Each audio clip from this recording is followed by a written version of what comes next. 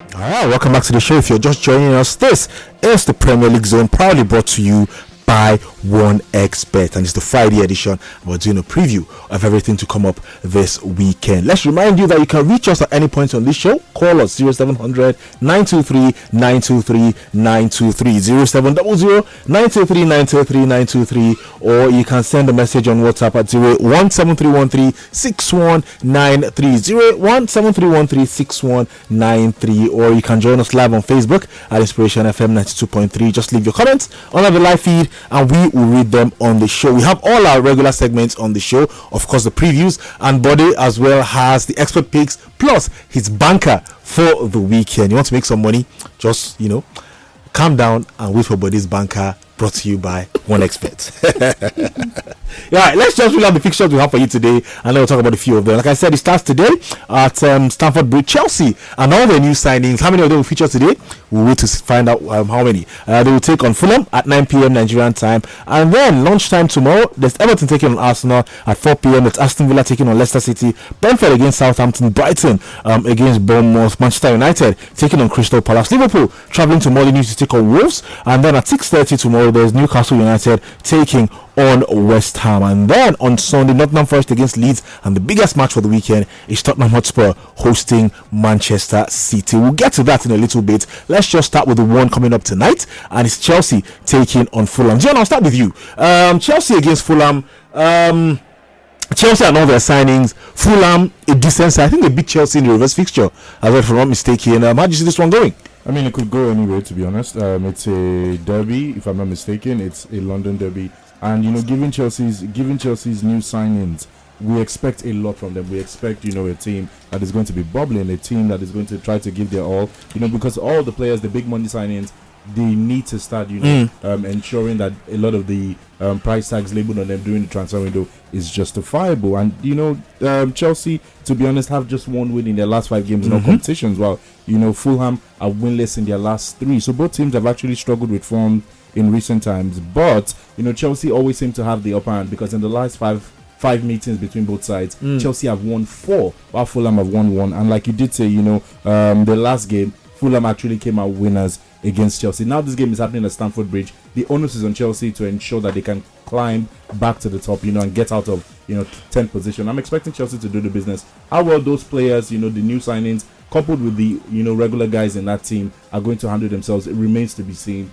But given the superiority in quality on paper, I'm expecting Chelsea to do the business, but albeit with a slender victory over Fulham. So Chelsea to claim a slim win over Fulham later tonight. That's what Dion is saying. Let's go to the big one this weekend. All the guys will talk about this one, but let me start with Bode first of all. It's Tottenham against Manchester City. Tottenham last season bogey team for City. This season not really been as good. This season struggling over the place. City will be looking to catch Manchester City. City will be looking to catch Arsenal at the top of the table. How do you see this one going? Oh well, by the time this game goes ahead on Sunday, Arsenal might have opened up an 8 points gap on the table. But again, without Antonio Conte on the touchline, he's recuperating from a surgery.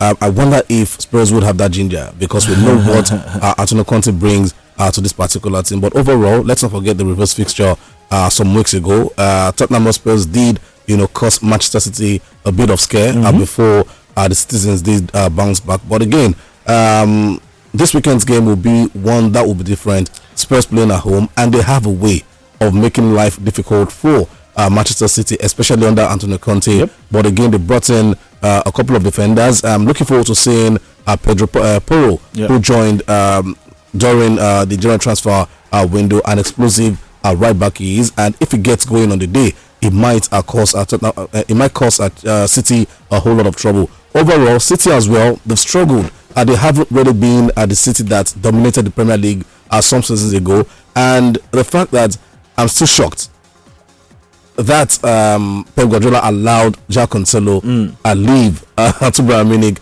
A strange situation, but again, City do have a quality all round. But my major problem for City still remains the fact that they found it very difficult to have that long spell of control in games. So for Spurs today, the top players need to step up. The likes of Son, Harry Kane, maybe Kulusevski as well, because the last time out it did torment City's defense. Like I did say earlier, looking forward to a very, very interesting one. And like I would love to call the big games, Anthony. I think this might just end in a draw.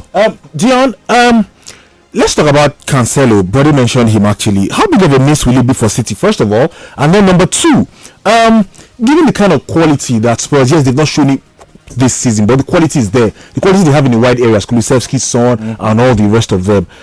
Was it wise to let Joao Cancelo go, given especially that there's a game like this coming up this weekend? I mean, the Cancelo we're talking about is not the Cancelo of previous seasons. I will start by saying this. No player is bigger than the coach. No player is bigger than the club. We might want to say what we want to say, but it still remains no one player is bigger than the coach. And given, the reports coming from City's camp that, there was a minor bust-up which led to the eventual outstar of Joao Cancelo from that team, I would say City have fairly handled themselves well, with the recent accent of the teenager Rico Lewis, and also Nathan Ake is playing well on in the fullback position. Basically, I mean, he got a goal against Arsenal in the FA Cup a couple of days prior. So City have actually navigated themselves fairly well without Joao Cancelo, and bar that assist he got on his debut for Bayern Munich, he hasn't really been having a good time. He has only had 3 starts this season for City before that move, and one of it was in the Manchester derby. Manchester derby defeating Manchester United, and also even his form at the World Cup wasn't really impressive. Also, City would do fine without him, to be honest. Yes, it's a loss of quality, but it's not like they are really bereft in quality in such positions too. So City would fairly be okay. I don't think it's going to be much of a miss, to be honest. The question that comes at me is, I said this in the morning, I'll say it again. Spurs now. Arsenal hate Spurs. Will they be rooting for Spurs to win against Man City, or will they be like, we don't care, 2 of them can lose for all I care? I want to know, given you're chasing the title, and then particularly if Everton somehow, surprisingly, it's not likely to happen, but somehow they surprisingly get a win over Arsenal, will Arsenal be rooting for Spurs to get the victory over Man City or not? I will tell you this as a neutral with regards to this game. Yes, Arsenal would be 100% behind Spurs. One of the guys on WhatsApp in the morning said they don't care. That is a big lie, because Arsenal heading into their game have a 5-point advantage. If they get the victory over Everton, it's moved to 8 points. If City manage to lose against Spurs, it stays at 8 points heading into the next game week. Who wouldn't want that to happen? Of course. True. So Arsenal fans would definitely be behind themselves there. All right, let's call it, guys. How do you see this one? But call it scoreline and result and scoreline. 2-2. Dion? For which game? Tottenham Man City. Hey, tricky one. City should get the victory. City should get the victory then. 2-1 or 3-2. All right, we'll see what happens. Let's go on another bit now. Hear from our sponsor, 1xBet, and then we'll come back and we'll still continue with our previews for today. Enjoyed this video? Hit the subscribe button for more. Leave a comment and like. Thank you.